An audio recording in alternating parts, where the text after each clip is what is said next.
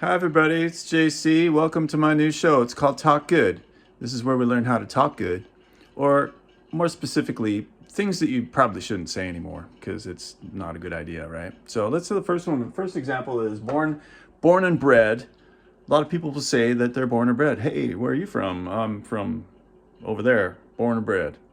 Well, everybody knows you've been born, so you don't need to mention that. And bred, why are we bringing breeding into this?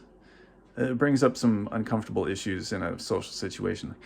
You don't need to do that. It's a bad idea. And bred what? Bred how? Are you part of some eugenics program? I doubt it. Bred for what? Like cross country skiing or something? No. You know what's bred? Golden retrievers.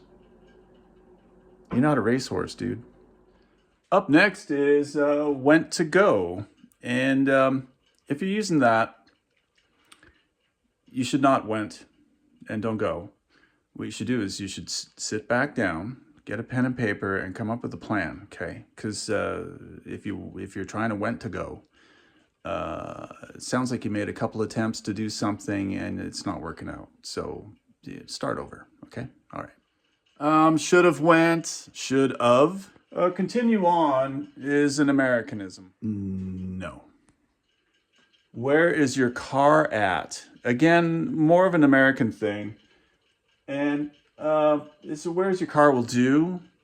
And if you're having a problem losing your car, here's a little tip. This is what I do when I get to the mall, say, and I'm going to lock the thing up. I take a quick look around. You know, there's the sun, there's the mall, there's a road here. So when I come back out of the building, I should be pointed slightly to the left out the main door, and I'll see my car roughly in that area.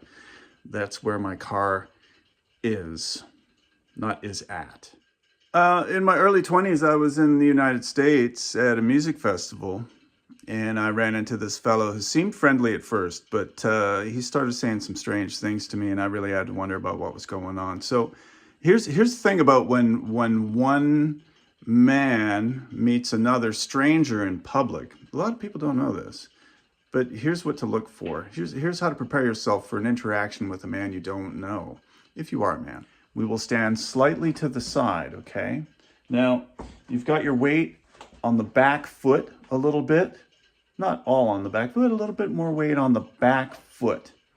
Just so you can get the fuck out of there, or you can defend yourself, right?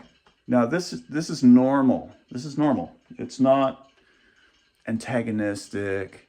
It's not overly defensive. You're just prepared. Now, this American guy at the music festival, he walks up to me and he looks at me, and I look at him and I nod. And he said, "Let me tell you what." But he didn't say it like that. He said, "Let me tell you what." So I was thinking, what the fuck is that? Let me tell you, let me. Is it like a request? But not with the tone of a request. More like, hey, I'm going to tell you what, know what I'm saying? And I thought, what the fuck? I didn't get, let me tell you what, in the first place. And now you're saying, know what I'm saying? And I don't have a fucking clue what you're saying. I didn't understand, let me tell you what. I don't get, what am I saying? What are you saying? Know what I'm saying? I'm starting to wonder if you know what you're saying. All right, dude. Pretty good concert. Shitting on Americans a lot here. I should probably wrap that up. To be clear, I've got lots of American friends and they're wonderful people and I fucking love it down there. All right. So just so that we're straight on that. But man, they talk funny and it's fun to make fun of that. There's a word down here. Wouldn't. Wouldn't. I'm pretty sure is the same as wasn't, but it's got would instead of was. So, where'd you go today? I would at work. No one says that, but they will say I wouldn't at work because I hurt myself or whatever, right? So, wouldn't. You might brew some espresso and it's really strong and you might say that it kicks like a horse, but no, it does not kick like a fucking horse. Have you ever been kicked by a horse? A horse kick will kill you, break bones, or at least put you in incredible physical pain for days, weeks, months. I got stomped by a horse 50 years ago, and it still hurts. A little note here about metaphor versus simile. Metaphor is my love is a rose, which is metaphorical. Your love is your love, and a rose is a rose. But you can say that if you want to be poetic and try and impress people. You can say my love is a rose because it smells nice and it's pretty. A simile is my love is like a rose, which is a little more realistic. But metaphors are fun. You can use those.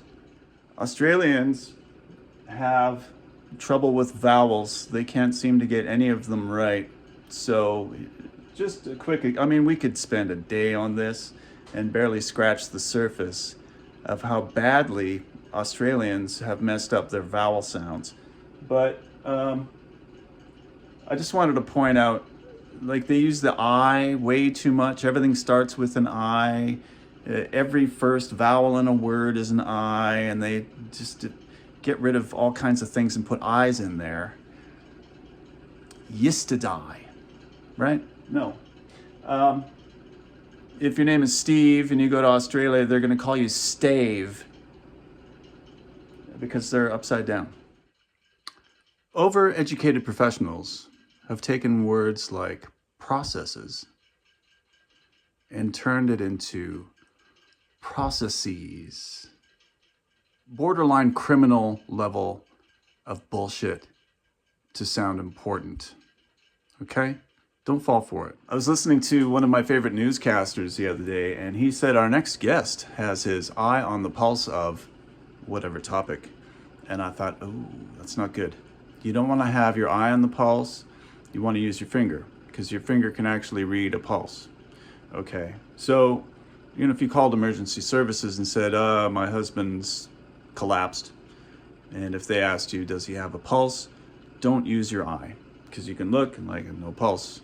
And they might say, well, you better bury him because he's going to stink up the house. Use your finger.